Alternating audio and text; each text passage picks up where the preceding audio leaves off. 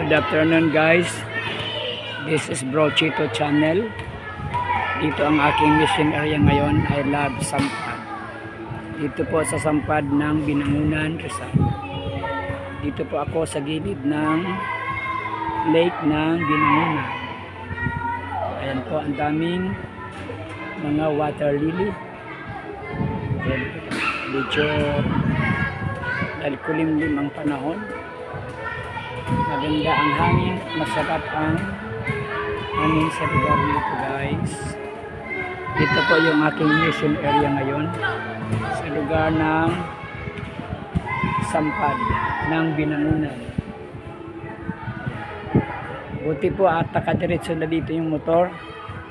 Dati diyan kami dumadaan sa taas na yan at naglalakad pa baba.